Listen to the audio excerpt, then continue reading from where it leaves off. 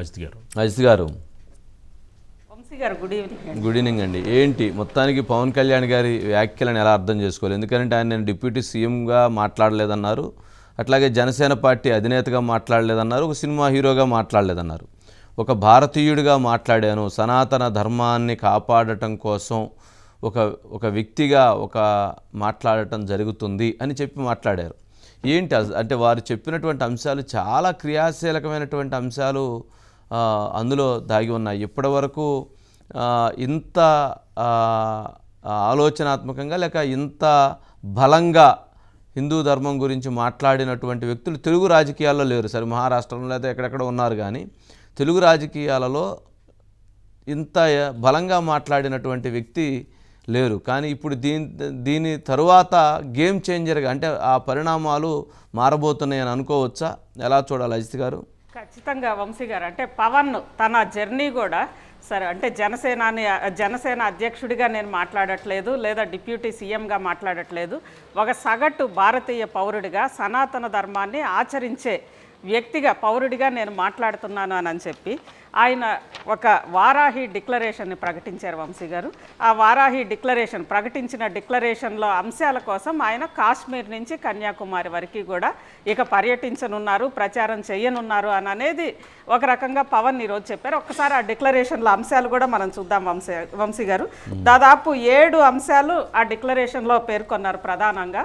అందులో ఏ మతానికి ఏ ధర్మానికి భంగం వాటిల్లినా అంటే ఒకవైపు ప్రధానంగా పవన్ కళ్యాణ్ గారి స్పీచ్ మొత్తంలో కూడా చెప్పింది ఏంటంటే సనాతన ధర్మం కానీ లేదా హైందవ ధర్మం కానీ ఈ ధర్మానికి సంబంధించి, ఎందుకంటే సనాతన ధర్మం అనేది వసుదైక కుటుంబం అంటే అన్ని జీవులని లేదా అన్ని దేశాలని అన్ని జాతులని అందరినీ కూడా కలిపి అందరూ కూడా క్షేమంగా ఉండాలి అని కోరుకుంటుంది. కానీ సనాతన ధర్మం మీద దాడి చేసే వాళ్ళని మాత్రం ఎవరు కూడా అందరూ కూడా రక్షిస్తున్నారు. సనాతన ధర్మం మీద దాడి జరిగితే దానికి సరైన చట్టం లేదు. అదే ఇతర ధర్మాల మీద దాడి జరిగినప్పుడు మాత్రం చాలా మానవీయంగా మన చట్టం కూడా ఇతర ధర్మాల మీద దాడి జరిగినప్పుడు చాలా మానవీయంగా వాళ్ళ పట్ల ఉంటుంది. కానీ సనాతన ధర్మం పట్ల మాత్రం కొంత వివక్షపూరితంగా అంటే దీని మీద దాడి జరిగినప్పుడు మన చట్టంలో కూడా చాలా బలహీనమైన ఒక యాక్ట్స్ మాత్రమే ఉంటున్నాయి. కాబట్టి ఫస్ట్ ఏ మతానికి ఏ ధర్మానికి భంగం వాటిల్లినా ఒకేలా స్పందించే లౌకికవాదాన్ని పాటించాలి. ఆయన ఫస్ట్ నుంచి ఒకే మాట అంటున్నారు వంశీ గారు, సెక్యులర్ అంటే అది 1 వే కాదు 2 వే, అంటే కేవలం కొంతమందికి మాత్రమే వాళ్ళ ధర్మాల మీద దాడి జరిగినప్పుడు మాత్రమే రక్షణ ఉండకూడదు. ఇద్దరు అంటే పరస్పరం గౌరవం కానీ అన్ని ఇచ్చిపుచ్చుకునేలాగా సెక్యులర్ విధానం ఉండాలి, 2 వేగా ఉండాలి. ఫస్ట్ నుంచి లాస్ట్ వరకు ఈ మాట మాత్రం ఖచ్చితంగా చెప్తున్నాడు. సెక్యులర్ అనేది పరస్పరంగా ఉండాలి, అన్ని మతాలకి అన్ని ధర్మాలకి ఒకే విధంగా ఉండాలి. అది 1వ పాయింట్ వంశీ గారు వారాహి డిక్లరేషన్లో. అదేవిధంగా 2వ పాయింట్, సనాతన ధర్మ పరిరక్షణ కోసం ఆ విశ్వాసాలకు భంగం కలిగించే చర్యలు అరికట్టడానికి దేశం మొత్తం అమలయ్యేలాగా ఒక బలమైన చట్టం రావాలి అని చెప్పి డిమాండ్ చేశారు వంశీ గారు. అంటే ఇంకా పవన్ కళ్యాణ్ గారి ఈ చట్టం కోసం ఆయన కాశ్మీర్ నుంచి కన్యాకుమారి వరకు కూడా పర్యటిస్తారు, లేదా ఈ చట్టం కోసం ఆయన ఉద్యమిస్తారు అనేది ఖచ్చితంగా ఈరోజు పవన్ వాయిస్ చూస్తుంటేనే అది అనిపిస్తోంది వంశీ గారు. చూశారు కదా ఎంత బలంగా, ఎలా అసలు ఒక తెలుగు రాష్ట్రాలు కాదు వంశీ గారు, దక్షిణాదిలో ఇప్పటి వరకు ఒక హిందుత్వం కోసమా ఒక సనాతన ధర్మం కోసమా ఇంత గట్టిగా మాట్లాడిన వాళ్ళు అయితే ఎవరు లేరు ఇప్పటికీ. అంటే BJP Bharatiya Janata party RSS కంటే కూడా ఈరోజు పవన్ కళ్యాణ్ గారు మాట్లాడినటువంటిది వాళ్ళకంటే ఇంకా ఒక అడుగు స్టెప్ ముందుకు తీసుకున్నారు. వాళ్ళు మాట్లాడేటువంటి సందర్భాల్లో కొంత అంటే చెప్తారు, కానీ వాళ్ళకంటే బలమైనటువంటి వాయిస్ని బలమైనటువంటి పోరాటాన్ని చేస్తాననే దానికి ముందుకు వచ్చారు అని అనుకోవచ్చా? ఖచ్చితంగా వంశీ గారు, ఎందుకంటే దక్షిణాది రాష్ట్రాల్లో ఇప్పటి వరకు కూడా దక్షిణాదికి సంబంధించిన నేతలు ఎంతోమంది బీజేపీ జాతీయ నాయకులుగా, ఆర్ఎస్ఎస్ మూలాలున్న నాయకులు కూడా బీజేపీ పార్టీలో కేంద్ర మంత్రులుగా ఇలా చేసినప్పటికీ కూడా ఎవ్వరు కూడా హిందుత్వ లేదా సనాతన ధర్మ పరిరక్షణ కోసం ఉద్యమిద్దాం, ఇక మన ఉద్యమం ఈటే అని చెప్పి ప్రకటించిన వాళ్ళైతే ఇంతవరకు దక్షిణాదిలో లేరు వంశీ గారు. దానికి కారణాలు ఏమైనా ఉండొచ్చు, కానీ ఎవ్వరు కూడా ఇంతవరకు ప్రకటించలేదు. సనాతన ధర్మ పరిరక్షణ కోసమే ఇక మన ఉద్యమం అనేది ఎవరు కూడా ఒక యాక్షన్ ప్లాన్ అయితే ఈవెన్ బీజేపీ కూడా ఎప్పుడు ప్రకటించలేదు వంశీ గారు. దక్షిణాది రాష్ట్రాల్లో, ఉత్తరాదిలో ప్రకటించవచ్చు. అదేవిధంగా సనాతన ధర్మ పరిరక్షణ కోసం కోసం తీసుకొచ్చే చట్టాన్ని అమలు చేసేలా జాతీయ రాష్ట్ర స్థాయిలో సనాతన ధర్మ రక్షణ పరిరక్షణ బోర్డ్స్, అంటే ఇప్పుడు వక్ఫ్ బోర్డు కానీ ఇలా ఎలా ఉంటాయో బోర్డ్స్, అలా సనాతన ధర్మ పరిరక్షణ కోసం ఒక ప్రత్యేక బోర్డు కావాలి. ఆ బోర్డుకు సంబంధించి కూడా ప్రతి ఏటా దానికి నిధులు ఎవ్రీథింగ్ అన్నీ కూడా దానికి ఒక ప్రొటెక్షన్ కూడా కావాలి, దానికి విధులు నిధులు అన్నీ కూడా ఖరారు కావాలి అని అన్నారు వంశీ గారు. దాంతోపాటు ఇది కొంచెం సనాతన ధర్మాన్ని కించపరిచే లేదా ద్వేషం చిందించే వ్యక్తులకు వ్యవస్థలకు పూర్తిగా సహాయ నిరాకరణ జరగాలి. దీనికి ఖచ్చితంగా రాజ్యాంగ సవరణ కావాలి వంశీ గారు. మరి అది సాధ్యం అవుతుందా సాధ్యం కాదా అనేది కాదు, కానీ రాజ్యాంగ సవరణ జరగాలి. అంటే పవన్ కళ్యాణ్ గారి డిమాండ్ ప్రకారం, మన డిమాండ్ కాదు, పవన్ కళ్యాణ్ గారి డిమాండ్ ప్రకారం ఇది నెరవేరాలంటే రాజ్యాంగ సవరణ జరగాలి.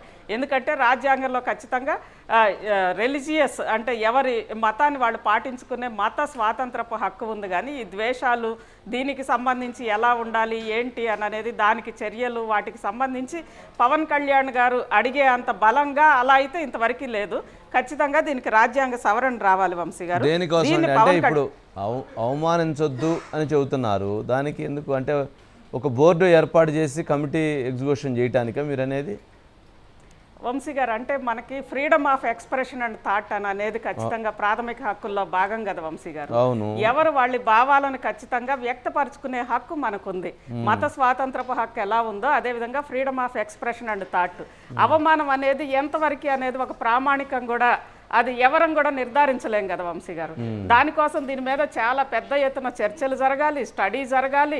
దీనికోసం ఒక పెద్ద రాజ్యాంగ సవరణ కావాలి. ఈ రాజ్యాంగ సవరణ అనేది ఒక పెద్ద కుదుపు అవుతుంది వంశీ గారు. అంటే భారతదేశ రాజ్యాంగానికి సంబంధించి రాజ్యాంగ స్వరూపంలోనే ఇది కొంత మార్పు రావాల్సి వస్తుంది వంశీ గారు. అంటే నాకు అర్థమైనంత వరకు ఎస్ పవన్ కళ్యాణ్ గారు మాత్రం ఎక్కడ రాజ్యాంగాన్ని మార్చాలని కానీ ఏమనలా. ఎందుకంటే ఆయన నానాభాయ్ పాల్కీవాలాకి సంబంధించి ఆయన ఒకటి సనాతన ధర్మాన్ని రక్షించాలి, రెండో వైపు రాజ్యాంగ విలువలు కాపాడాలి. ఈ రెండు అంశాలు కూడా సమాంతరంగా ముందుకు తీసుకెళ్లాలనే ఆ కోట్స్ను ఆయన ఉదాహరించారు కాబట్టి ఆయనే నాకు స్ఫూర్తి అన్నారు కాబట్టి మరి అంటే రాజ్యాంగ విలువల పరిరక్షణ సనాతన ధర్మ రక్షణ ఈ రెండు ప్యారలల్ గా ఈ డిక్లరేషన్ తోటి ఉన్న అంశాలతోటి రాజ్యాంగ విలువల పరిరక్షణ ఈ రెండు ప్యారలల్ గా ముందుకెళ్ళడానికి ఖచ్చితంగా పవన్ కళ్యాణ్ గారి దగ్గర ఒక యాక్షన్ ప్లాన్ అయితే ఉంటది వంశీ గారు. ఎందుకంటే ఆయన స్టడీ చేసే ఖచ్చితంగా ఇస్తారు కదా. అదే విధంగా ఇంకొకటి ఇది అసలు దీనికోసమే పవన్ కళ్యాణ్ గారు ఇంత తీవ్రమైన ఒక స్టెప్ తీసుకున్నారేమో అని అనేది మనకు కనిపిస్తోంది వంశీ గారు. అందులో ఆయన ఒక మాట అన్నారు వంశీ గారు. ఎందుకంటే ఈ మధ్య కాలంలో తెలుగు రాష్ట్రాల్లో ప్రధానంగా తీవ్రంగా చర్చ జరిగిన అంశం ఆలయాల్లో, అంటే ఈ డిక్లరేషన్లో 6వ పాయింట్ ఇది, ఆలయాల్లో నిత్యం జరిగే నైవేద్యాలు ప్రసాదాల్లో వినియోగించే వస్తువుల స్వచ్ఛతను ధృవీకరించే సర్టిఫై చేసే ఒక విధానాన్ని తీసుకురావాలి అన్నారు.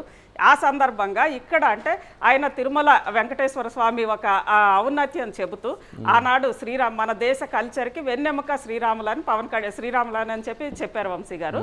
ఆ అవతారానికి ఇంత అపచారం జరిగినప్పుడు ఖచ్చితంగా ఆ సంప్రోక్షణ కోసం నేను ప్రాయశ్చిత్తం కోసం జాతి తరపున నేను ఒక దీక్ష తీసుకుంటే దాన్ని అవమానించారు, అవహేళన చేశారు, అపహాస్యం చేశారు అని చెప్పి దానికి ఆయన చాలా తీవ్రంగా హర్ట్ అయినట్లున్నారు వంశీ గారు. అందుకే 11 రోజుల దీక్ష తర్వాత పైకి వెళ్ళొచ్చిన తర్వాత ఈ డిక్లరేషన్ని ప్రకటించడానికి ప్రధాన కారణం అయితే ఇది, దానికి ప్రాతిపదిక అయితే ఇది అని అనేది అర్థమైంది వంశీ గారు. ఎందుకంటే గతంలో ఎప్పుడు కూడా పవన్ కళ్యాణ్ అన్నారు, ఆ మాట కూడా అన్నారు, నేను ఇంత తీవ్రంగా నేను మాట్లాడబోయే మాటలకి ఇలాంటి ఒక రోజు నాకు రావడానికి కారణం ఖచ్చితంగా వైఎస్ఆర్సీపీనే అని చెప్పి కూడా చెప్పారు వంశీ గారు. ఆ మాట ఫస్టే చెప్పారు, ఇవన్నీ చెప్పక ముందే. ఇలాంటి ఒక రోజు నా జీవితంలో వస్తుందని నేను ఎప్పుడు అనుకోలేదు. ఎస్ వంశీ గారు. ఇక 7వది ఆలయాలు ఆధ్యాత్మిక కేంద్రాలుగా మాత్రమే కాదు, విద్యా కేంద్రాలుగా, కళాక్షేత్రాలుగా, అదేవిధంగా సంక్షేమ కేంద్రాలుగా, వాటితో పాటు ప్రకృతిని పరిరక్షించే కేంద్రాలుగా కూడా పూర్తి స్థాయిలో రూపుదిద్దుకోవాలి. ఆ దిశగా ఒక ప్రణాళిక చేయాలి. అంటే ఈ 7 పాయింట్ల డిక్లరేషన్ను, దాంతోపాటు నిన్న తన కుమార్తె ఎందుకు డిక్లరేషన్ ఇవ్వాల్సి వచ్చిందని దానికి కూడా, ఎందుకంటే తన సతీమణి రష్యన్ ఆర్థడాక్స్ చర్చికి సంబంధించిన వ్యక్తులు కాబట్టి ఇంట్లో నా కుమార్తె నాతో పాటు పూజలు తన తల్లి అండ్ కుమార్తె మైనర్ కాబట్టి డిక్లరేషన్ ఇప్పించాను, ఎందుకంటే అంత గౌరవం నాకు నిబంధనలు అంటే అని చెప్తూ మొత్తం కూడా అంటే ఇక్కడెక్కడా కూడా రాష్ట్రానికి సంబంధించో ఇలా మాట్లాడలేదు వంశీ గారు. దాంతో పాటు ముఖ్యంగా నిన్న సుప్రీంకోర్టులో జరిగిన అంశాలు కూడా ఆయన కొంత కలవర పెట్టినట్లున్నాయి వంశీ గారు.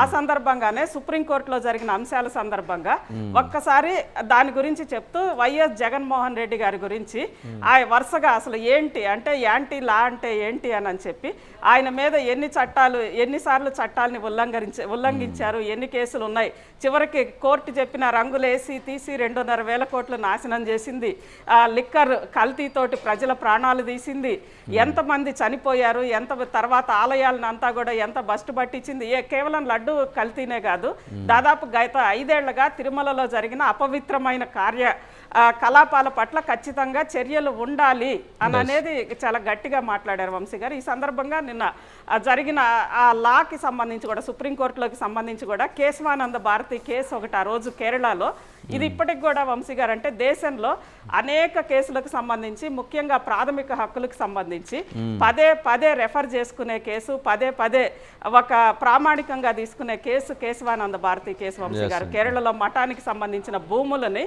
తీసుకున్న సందర్భంగా అది ప్రాథమిక హక్కుల ఉల్లంఘన కింద కేశవానంద భారతి కేసు సుప్రీంకోర్టులో నడిచింది కాబట్టి ఇప్పటికీ అదే ప్రామాణికంగా తీసుకుంటారు. ఆ కేసుకు సంబంధించి చెబుతూ ఖచ్చితంగా ఈ జరిగినవనేది ప్రాథమిక హక్కుల ఉల్లంఘన అనేది పవన్ కళ్యాణ్ గారు చెప్పారు వంశీ గారు. సరే, ఆయన చెప్పిన అంశాల కంటే కూడా ఇకపై ఆయన జర్నీ ఎలా ఉంటది, ఎందుకంటే చాలా సాహసమైన జర్నీనే వంశీ గారు. అందులో దక్షిణాది రాష్ట్రాల నుంచి ఇలాంటి ఒక స్టెప్, ఎమోషనల్ స్టెప్, ఎందుకంటే దక్షిణాది మన అందరికి కూడా తెలుసు, దక్షిణాది ప్రజలకి భాష పట్ల ఎమోషన్ ఉంటుంది, లేదంటే ప్రాంతం పట్ల ఎమోషన్ ఉంటుంది, కులం పట్ల ఎమోషన్ ఉంటుంది, కానీ వీటన్నిటితో పాటు వాళ్ళు మతానికి సంబంధించిన ఎమోషన్ అనేది ఎక్కడా కూడా తక్కువ వంశీ గారు, అతి తక్కువ. అలాంటి చోట్ల ఆ ఎమోషన్ తోటి పవన్ కళ్యాణ్ గారు జర్నీ అనేది స్టార్ట్ చేయడం సాధ్యమవుతుందా, ఎలా ఉండబోతుంది అంటే ఒక అసాధ్యమైన అంశాన్ని పట్టుకున్నారు వంశీ గారు, దాన్ని ఆయన ఎలా సుసాధ్యం చేస్తారని అనేది మనం చూడాలి వంశీ గారు. అండి రైట్ గారు. ఇక